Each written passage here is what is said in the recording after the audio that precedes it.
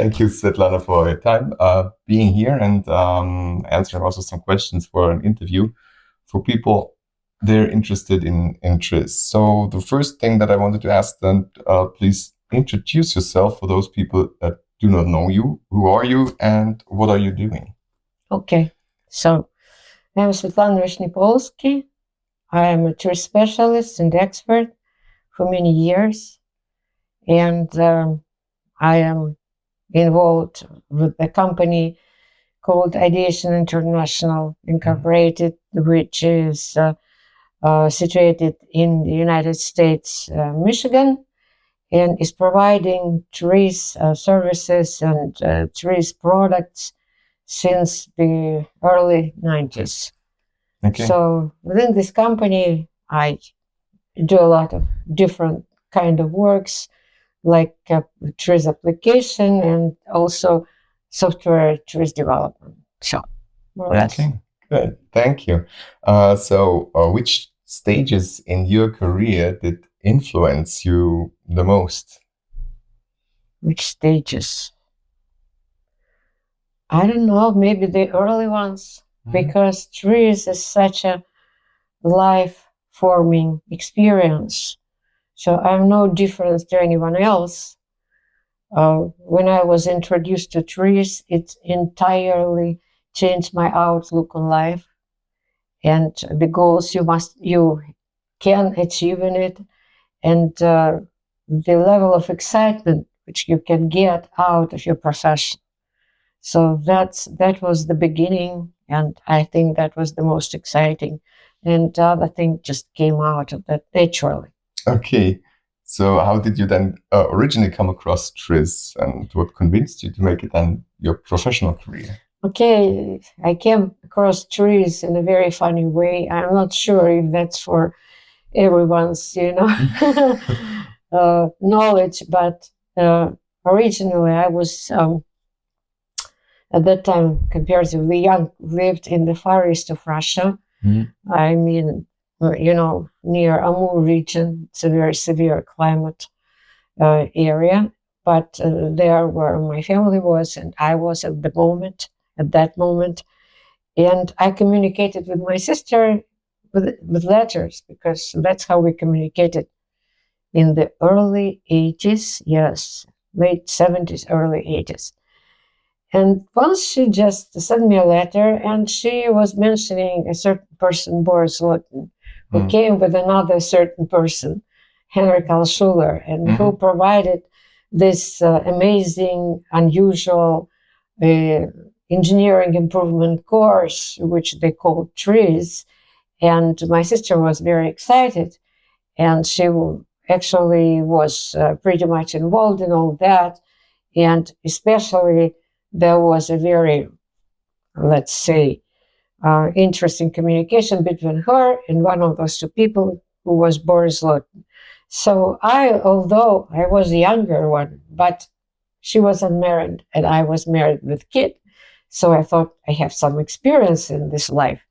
And my experience shows that all these amazing things she was talking about there, they sound very doubtful to me, honestly. Okay. And I thought, well, here came a very questionable person, whatever his name is, and he is confusing my sister. So I am, as a close relative, must check it all and give her, some word of wisdom about that. So, but I am a polite person, so I asked her politely to send me some books about that, so I could make my own opinion about that. I didn't trust her here in this instance. And she sent me a couple of books. I don't remember exactly. One was, I think, even the author was Silutsky. Maybe you've heard about that. Okay. That's another colleague. Of Icarus? Probably. Yeah. So, and I started reading this one because it was thinner. Yeah. So I started it not in a very welcoming mood, or, I was in a critical mood. I wanted to see what's wrong about this theory rather than what's, wonderful about it. And it was like that. Okay, this statement sounds good. Well, this approach sounds reasonable. Well, this I can agree to. So gradually, instead of being more and more critical, which is natural, you see Russians people, they are pretty much on guard. That's our culture, I guess. So I became less and less, and I became interested. And my conclusion was that because this theory makes sense and holds water, then probably this person who actually was disseminating this theory is not that bad too. Okay. So I kind of gave my sister my blessings in a way, because it was not tricky. Alla Zusman, yes.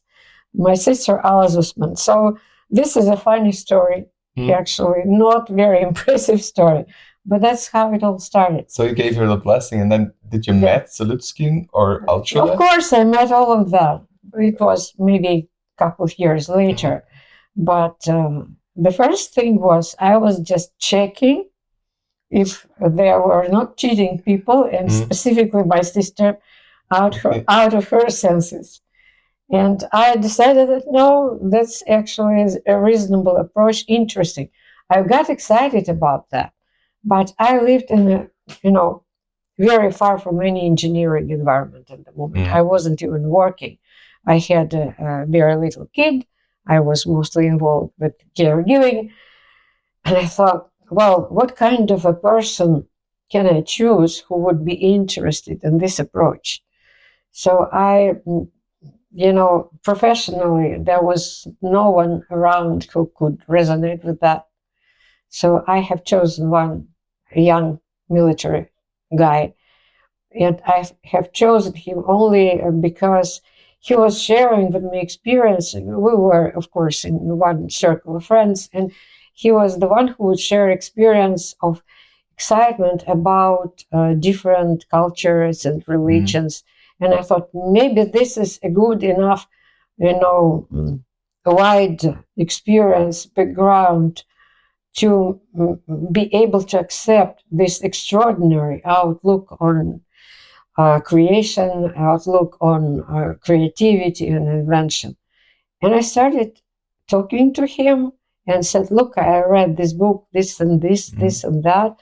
And he was looking, he was actually listening to me until I said that, and actually this idea that there are creative people and then there are all others, us mere mortals who cannot do anything like that. And this is actually shows that each and every of us can improve in this area and can do much better and actually achieve something. And at this point, this person became very angry with me, and he said, no, this is nonsense. It cannot be. There is just a natural ability of certain people to use their imagination, and then the other people just don't have it. And that's about it. So he was absolutely not. So I failed, actually. Okay. Like my first approach to share my TRIZ understanding, I miserably failed. Okay. So that was it. Good. And Altshuller himself, you told me he was always surrounded by women. Yeah, that's true. Because he was extremely charismatic person, and women, you know how we are. It's not about appearances. It's not about looks. But if a man shows such a level of charisma and talent, it impresses us a lot. So that's my explanation on why he was always surrounded, mainly by women. I would say that men also, they all wanted to approach him, and there was even some rivalry. Okay. I am the best, disciple, or I am the most direct, scholar who was very close to Genrich Altshuller. But women were the very first circle. Okay, good. And he enjoyed that. Yeah. He enjoyed that. And Zalutsky, what kind of person was he? And Zalutsky was one of his early colleagues. He did a lot for TRIZ. And as far as I remember, till the very last day, because when the Soviet Union collapsed, the area where Genrich Altshuller actually was born and raised and lived with his family, it became very unsettled, and they had to leave it because there were all sorts of, commotion, dangerous commotion going on there. And Salutsky was the one who said, you should come to Petrozavodsk, his locality.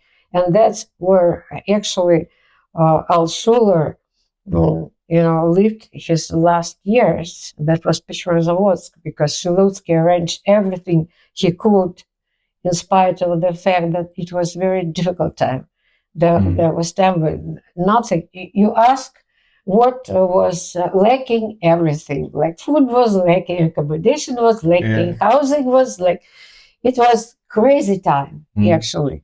Crime was rampant, but other than that, everything was very tough at that point. And Salutsky was the one who actually accepted and invited Genrich with open arms. And I'm sure, although I don't know the details, that he did a lot for Genrich, for his family, for everyone who had. Because it's a tough thing to relocate when you are not 20, not even 40. Yeah.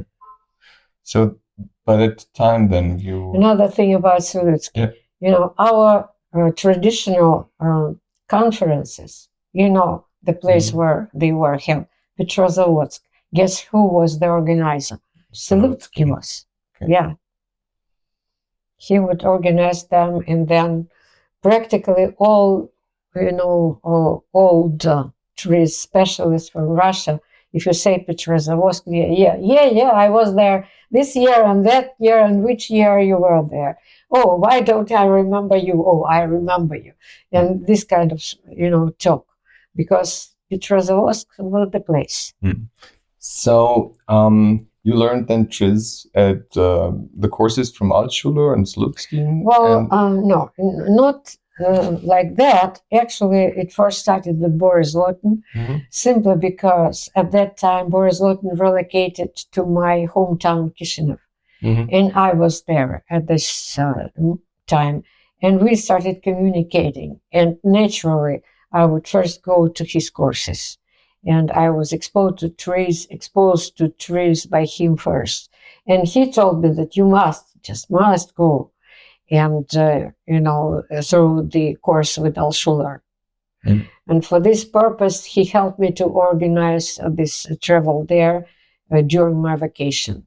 And it was our secret, because again, the place where I was working, people were kind of, I don't know, sensitive about where are you going, why would you go somewhere, why would you spend your vacation this way?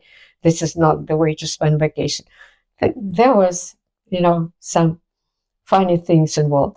But I was prepared. And because I was prepared this way, I was watching other people who were introduced, to this information first.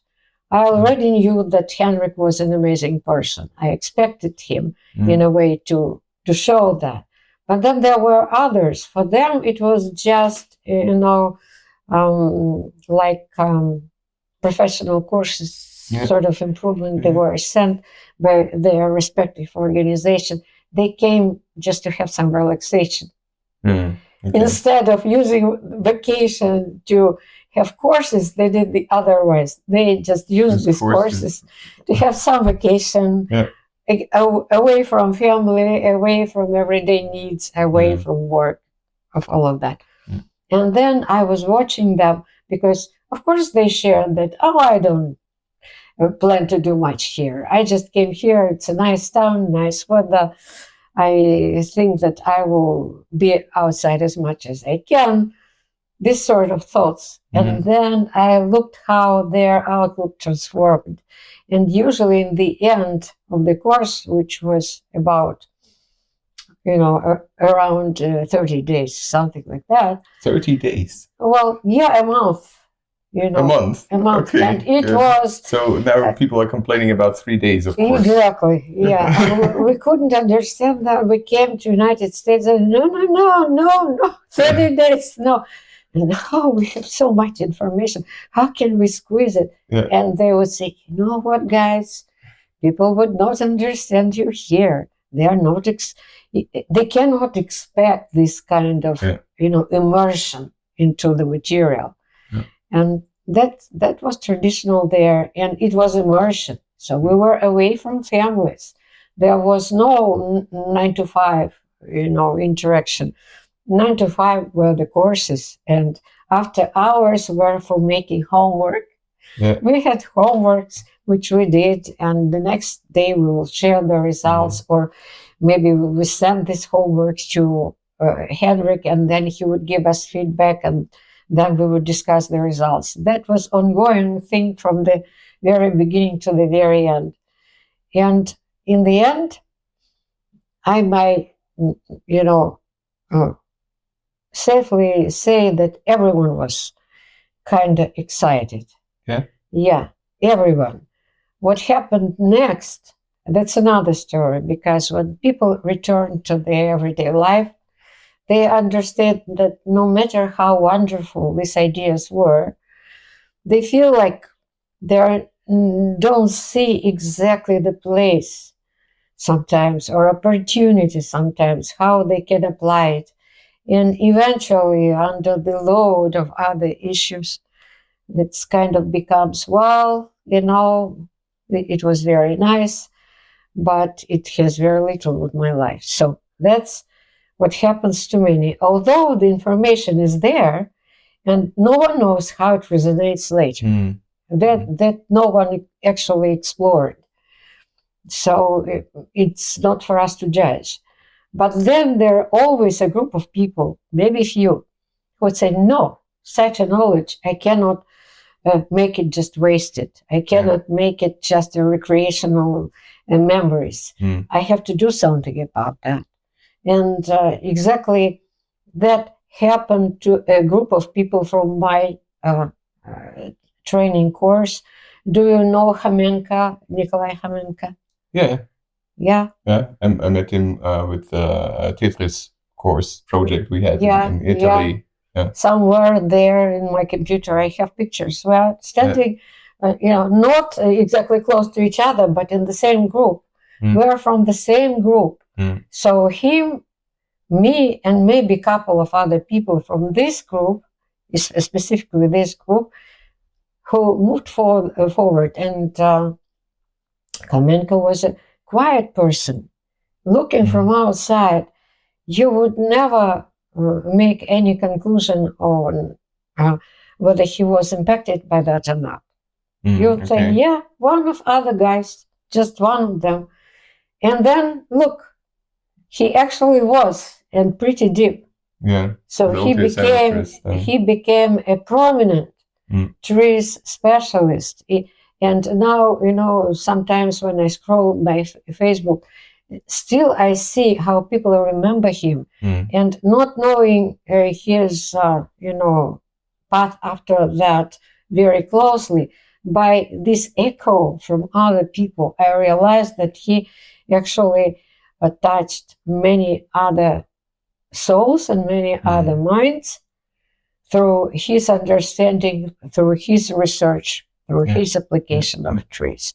So that's how it actually works. So by that time, did you have some favorite TRIZ tool? Because nowadays, and also people get away from the course and they just start using TRIZ, but they have their favorite TRIZ tool. Was there something like that? Favorite TRIZ tool? Actually, it was so long ago that it's difficult for me to remember. Maybe at that time, and I may be wrong right now, but maybe it was ARIZ, because believe it or not, but I was impressed by the guidance. That what impressed me most of all, that it is actually a logical path. It's not, the version, which version was that then? Was it that 85B? B? B, yeah. It's the third version or the second version? Oh, 85. I'm not sure, but I think it's Because more of a in third. Russian, B is the third letter, or? ABC, it's actually B, but I think there were a couple of versions before that. Yeah. Maybe. But then this is not 100% true. I'm not sure about that. Yeah. It was too long ago. With Boris Lotin, what actually was my concern, that he, being a brilliant inventor by nature, very often people felt that, oh, he's cheating us. There is no technology, there is no methodology, he's just brilliant. So he will invent no matter what. And we, as mere mortals, we just, no matter how we try and how we learn, we will never be like him. And I could see that this is not the case, that there is technology, there is an approach which leads you logically to knowledge, which helps you to actually analyze the problem to the level which is so deep that you will come to the solution closer and will be able to recognize it simply by inquiring this knowledge, and of course marrying it with your engineering experience, if that's from the engineering, or maybe everyday life experience if it's from non-technological areas. And by the way, with regard to Zlotin, I was talking about the impression he gave. In fact, he's not like that. When it comes to real problems, he all of a sudden, and maybe not even visible from outside, he becomes very meticulous, very logical, very step by step. He is absolutely not the guy who just trying to impress you.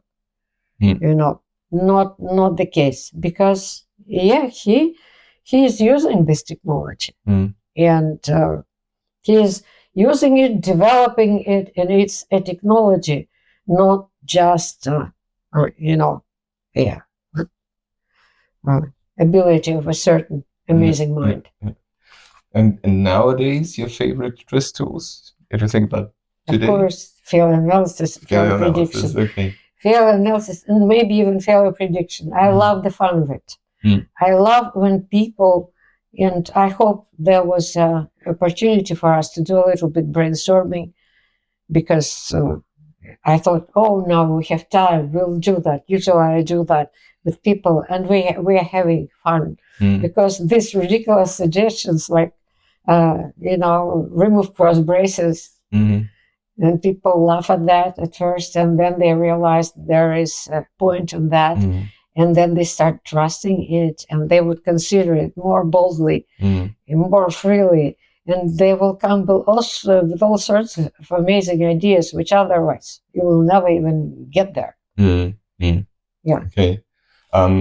Before we did the TRIZ Expert Day, we also republished your book on anticipatory failure determination. Okay, I still have it here. And I was questioning myself, is there any more parts to it, or did it change a lot? Of course, I have some more understanding nowadays. But maybe it's not enough to expand the book to make the new edition. I think it's not enough. The core is still the same. But I have a set of examples which I just, documented for fun. Because I thought, these case studies, they annoy me a little bit, because they are always simplified for educational purposes. And this is not how the real projects actually go. And when the person, has this fun in class, and this all these proclamations like 1, 2, 3, it's and it's done, instead of being a silly person for years and years, doing the silly work, achieving nothing, and people, this is really good. Then the first real task approaches, and the feeling is absolutely different. You look at it, and I think, I'm so not sure that any of what I know will help me. And I just wonder how many people were disappointed and TRIZ because of that. Because the feeling was different. Because how they felt they lost all confidence Yeah. because the confidence in class with this case study is different. So I decided, let me be honest. Let me try to be honest with that. And that was an early, I would say, urge with me. Because when I saw other people beautifying their cases, showing their actually failures as their successes, that's also pretty happening from time to time. And you know, at first case that no, it wasn't. And the customer wasn't that happy. And then there was not exactly the best feedback or any feedback to. So all these kind of aggravations. And I thought, I want to give people honest experience because failure analysis, failure prediction about honesty to begin with. We are not dealing with, us being brilliant. We are dealing with issues, failures, imperfections. We try to get to the core of it. You have to be honest. Otherwise, how can you manage all that? Yeah, sure. So for me, it was a very important point. And I started, documenting some experience which I had.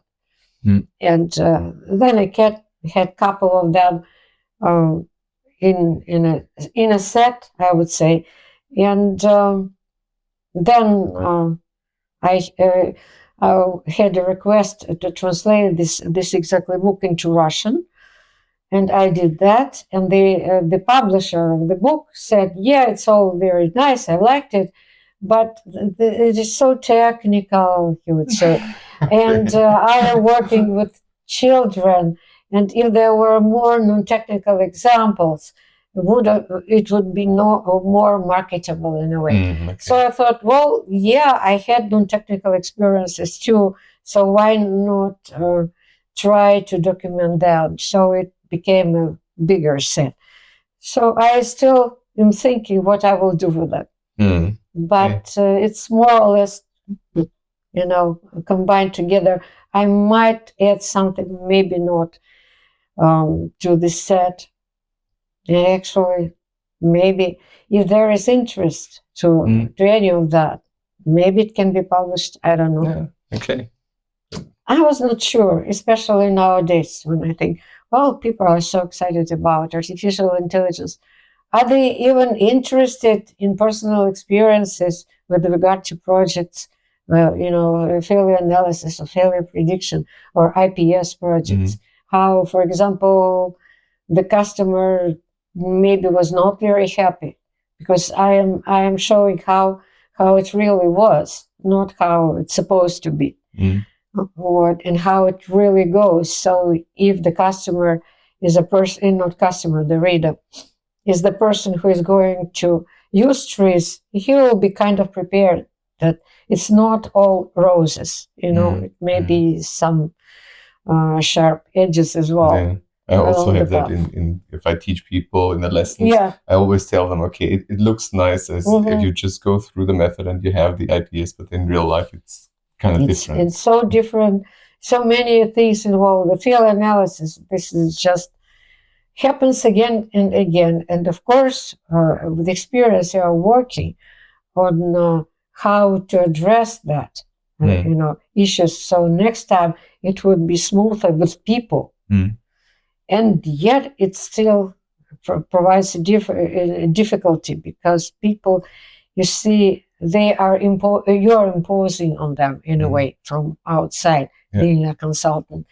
And they feel intimidated sometimes. Maybe even in the beginning, they honestly are prepared to accept it all. And then when they see the kind of solutions we provide, these solutions are usually close to ideality.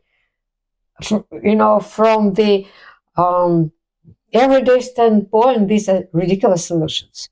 The really impressive solutions should be complex. Something I don't even understand. And we are saying, no, everything stays the same, but the problem is gone. Okay. So what are you talking to me? That I was so stupid that I didn't see you, and you do. I don't like it. You see? Yeah, because it makes people each and every time. And in the beginning, you will warn people about that, and you will try to prepare them, and they will say, yeah, yeah, we understand. But then when it comes to a solution, and it's just put one little thing in the beginning of the chute, just little in aluminum inlet, and you will not have a problem, which you were fighting for years, and you already spent around $10,000 out of 15, and it became even worse than that. And then you were wise to stop, just trying things, and invited people who actually analyzed them. Okay. So with companies and TRIZ, what was then the misunderstandings that you found there? So what did companies misunderstand about the application of TRIZ? Oh, a lot, I guess. Because the first thing, of course, that expectations, they deviate. They sometimes people in the beginning, they think that there is nothing much can be expected. They just invite us out of frustration because the upper management otherwise would say you didn't do your job. Why it's still there? And now I say, look, we've been invited. What's the company name? Is Ideation, whatever the company, and those terrible Russian names, these people. And then all of a sudden, because you share your knowledge, because you share ideas, and you flash them with these ideas, and you're starting doing that from the very beginning. Sometimes you do it from the very beginning because you are bored, and sometimes so that they are not bored. And there are new interesting ideas coming, and they think, okay, with that, why not expect the moon? And if the moon is not there according to their deviated expectations, then you might be in trouble. So there is a lot of misunderstanding. One of the misunderstanding was with us was when the group of engineers, after we worked with them on collecting the initial information, decided that they will do better without us. And then we will be ashamed because they will come with the ideas the next time we come. And the next time, the next presentation was about the hypothesis. The first was about collecting the ISQ information or a field analysis questionnaire information. And the next one we should have come with, after problem formulation, getting some preliminary hypothesis to discuss with them. So root causes. And they thought, and we'll work on solutions.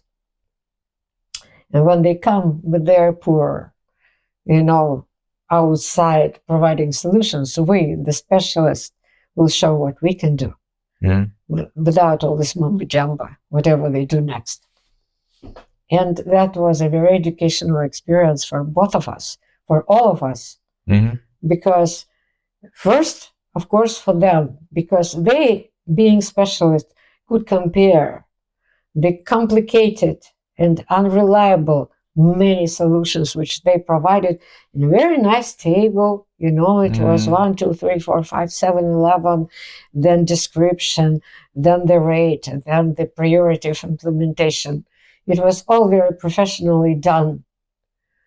But all of that, I remember that it was about this plugging chute in the metallurgical plant, and one of the solutions was that is also described in the book. Smash this chute with something like a hammer. Okay. And you can't believe the environment, how noisy the environment, hot, noisy, terrible. You can't stand there if you're especially not used to that for 15 minutes. And you need all this gear, chemical, gear provided for you. And I was at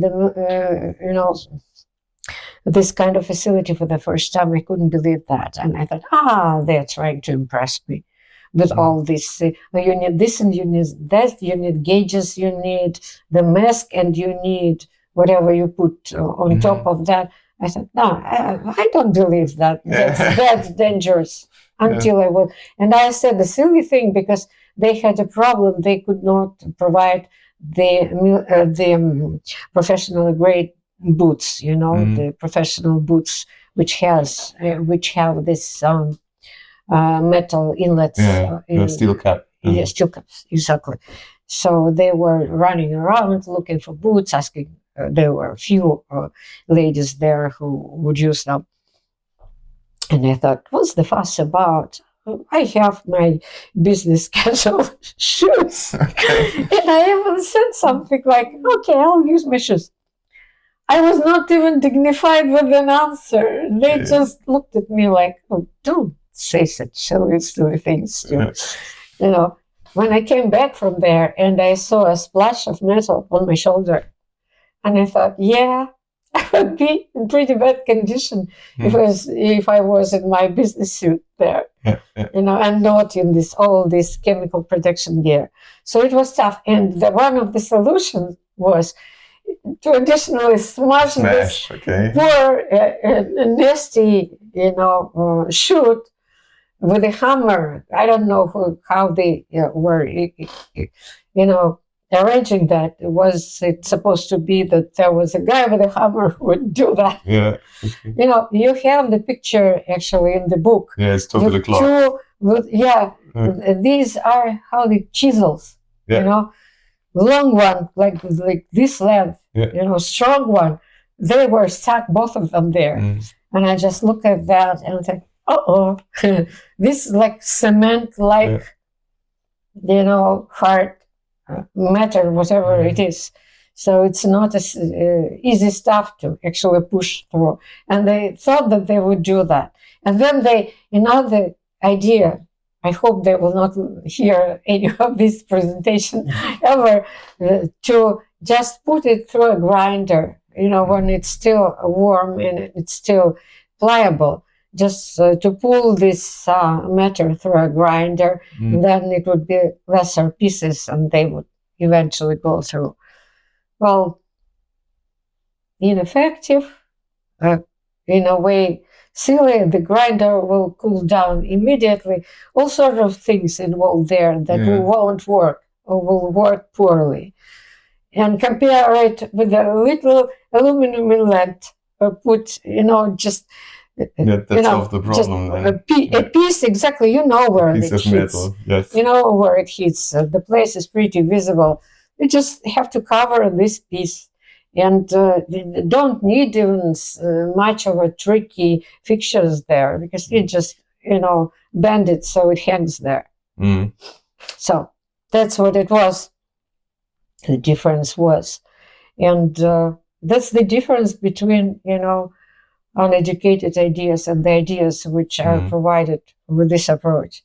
And another interesting result is that about 5 or 4, maybe 6 years later, the group from radiation was going there to deal with another problem. And Vladimir Prasadnik was one of the group, and I said, look, you'll be there. Maybe you'll ask how our solution is hanging. Because, time went, what if in the long run it didn't work? Usually when the technological solutions are implemented, that's the last information you hear. You don't know much about the destiny of the solutions in the long run. And it's an interesting, actually, information for us to have. He came back and he said, that was my first question. Did you ask them? And he said, yeah, I did. So what's about it? Everything is fine, he said. I said, what do you mean by fine? Well, I asked them several times. And then the answer was, why? The very first piece of aluminum is still there. We didn't even substitute it for a new one. Okay. It is just still there working. That's about it. Yeah. Okay, cool. So that's the type of solutions we're looking for, because we have this concept of ideality. We know what is good and what is not. And that produces a great difference. So you're really a long time now involved with TRIZ. So do you have a recommendation for beginners how to start to learn TRIZ? The theory of inventive problem solving. Also, it sounds that complicated. Yeah, well, I can only share my experience. Started with a book. Depending on your confidence in yourself, your experiences, there are so many books nowadays, technical, non-technical, whichever appeals to you. I would recommend just using this approach, and then if you like it, you can see who have written it, for example, and see if there is a possibility to communicate with this person professionally, because many of TRIZ specialists provide courses, right? Yes. Yeah, and if you don't like it, then look for another book, maybe somebody else. Look for, the community that is involved in TRIZ. They would give you a recommendation. This is the good person to get education from. This is maybe not that good. So that's another approach. Start small. I'm always about starting small. There is nothing wrong about it. And try to get as much as you can and see if that's applicable in your life. If it's not applicable in your professional life, it can be applicable in your personal life, because it's a very philosophical thing.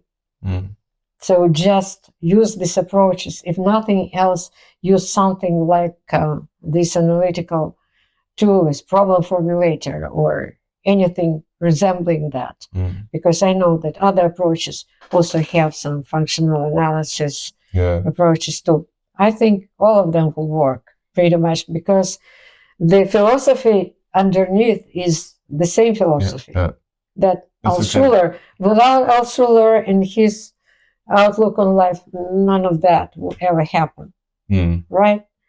Without substance field analysis, there will be no any functional approaches ever there, because substance field, that what actually trained us to look deep and to look on the elementary interactions there. So something like that. So with your experience now, looking back at the project and what you've already done with TRIZ, what would you think is your greatest success with TRIZ? I don't know. Maybe the greatest was one of the again, the projects in the metallurgical area, because the problem that they were having there, and that they asked us to help us to actually reveal the root causes and resolve, was staying with the industry for years and years. And the first time I observed the situation where people actually shared even the negative information. So the same problem was, we were invited to Canada for a famous metallurgical facility named Miranda. There is a production establishment named Miranda, and the little town around named Miranda. There is a metallurgical process named Miranda. It's a famous town, famous thing, I would think, in metallurgy. But what surprised me, because before that I would talk about this Denel phenomenon and how it hinders people from communicating, the issues. Maybe someone figures something out, but this is not shared because of this, reputation issues and what's not.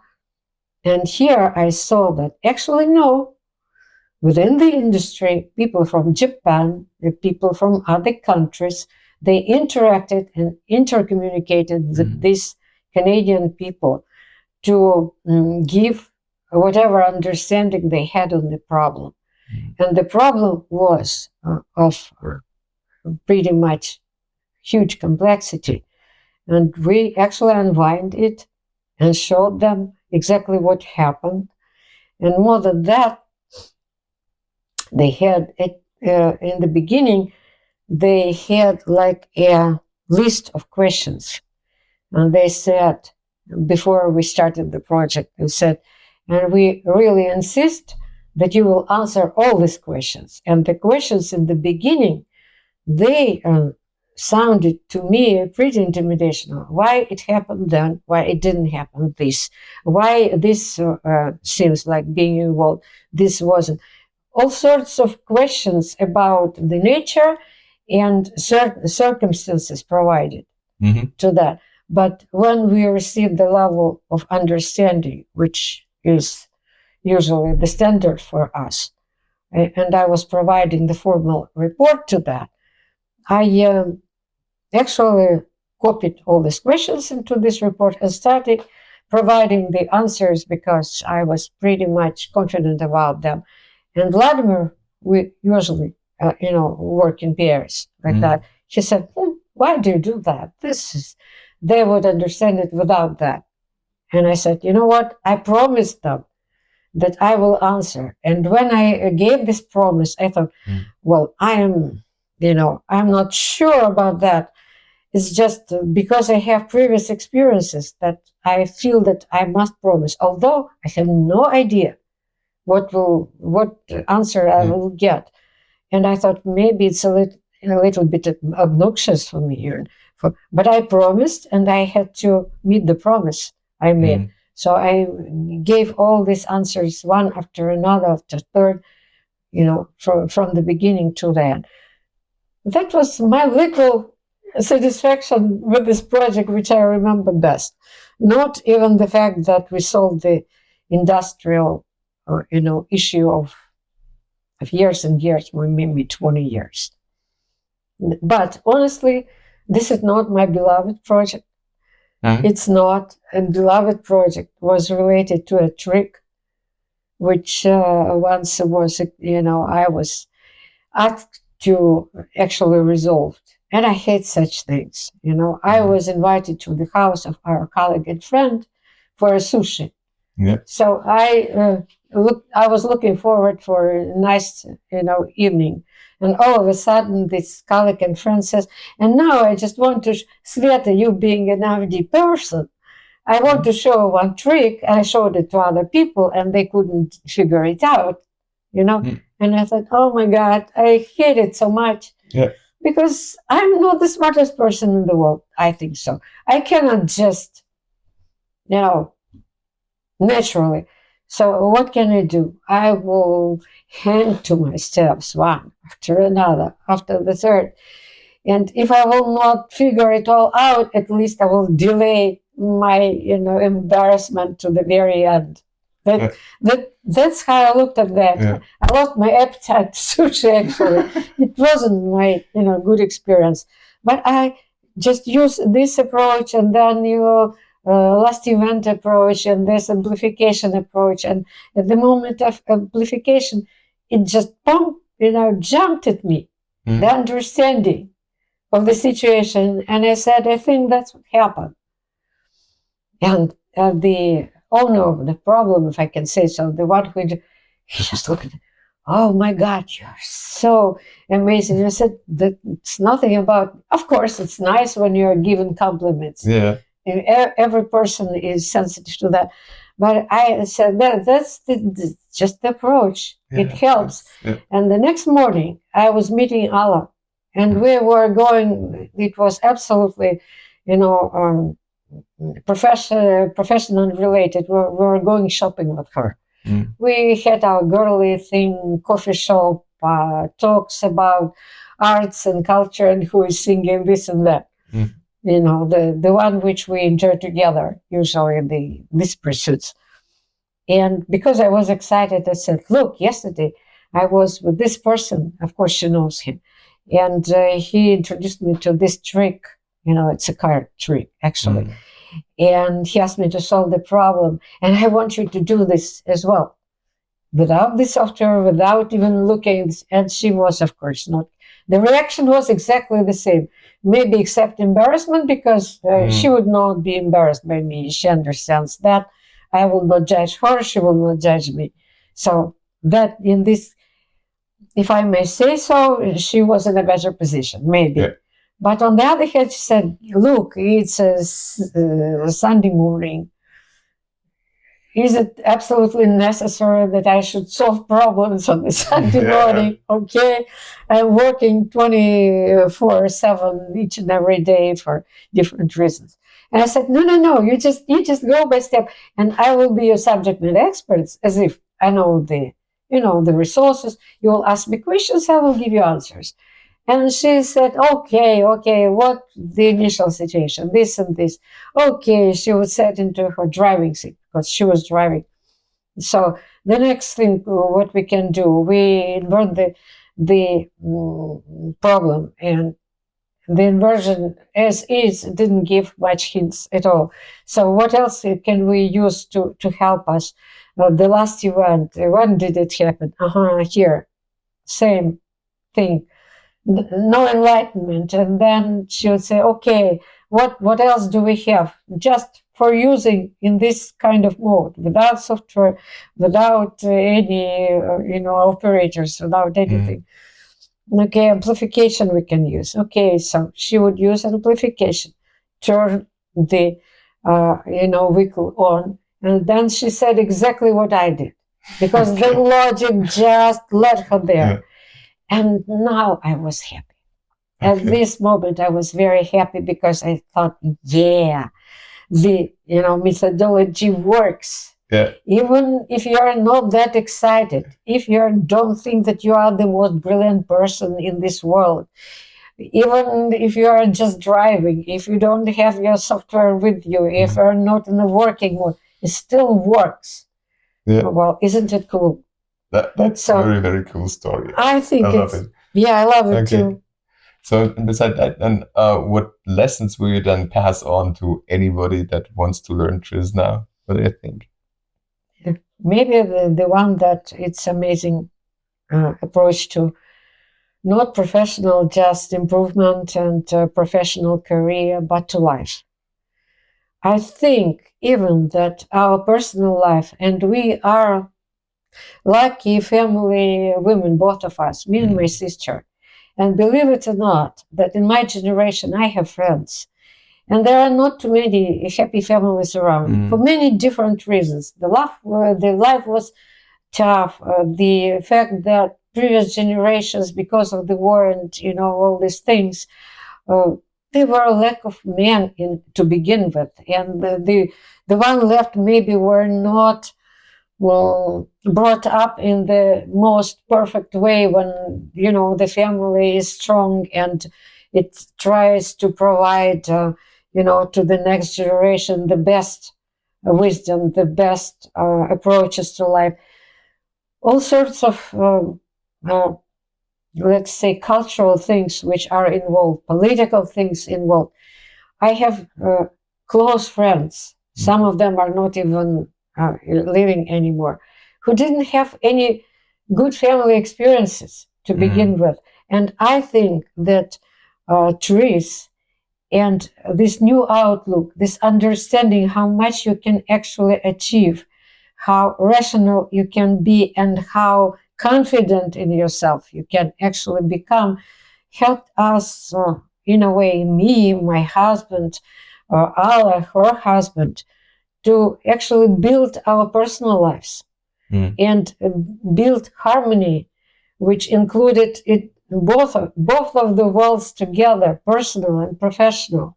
We are having a really happy life here. We are all involved. We can share ideas, and we'll have the support and understanding and actually ignition from each other. Triggering more and more ideas. And isn't it something pretty amazing to have? And actually, I think that our kids also impacted by that, because they are excited. They were excited to see that there's a possibility.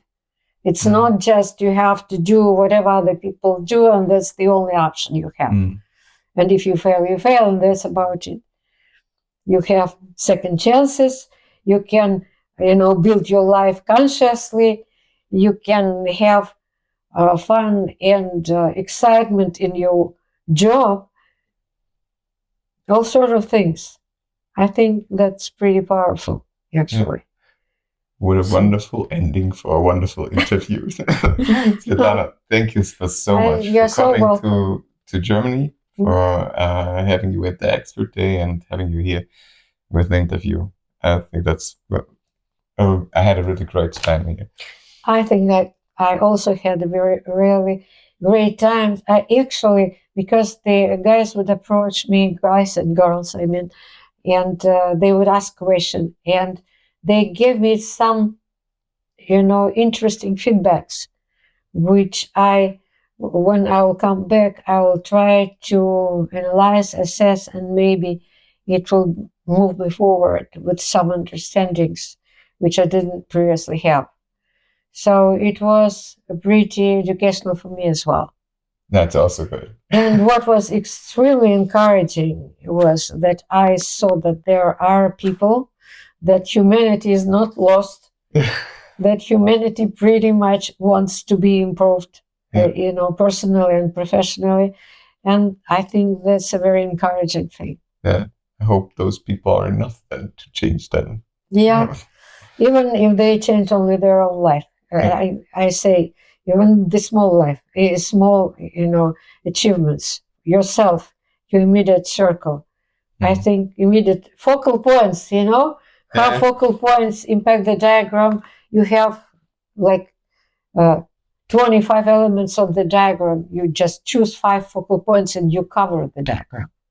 So exactly the same thing works here. You have 3, 4, or 5 people of immediate circle, but then the other person has 3, 4, 5 people around him, and we are covering a huge chunk of society by such influences being focal points. Okay, Svetlana, thank you once again. You're welcome.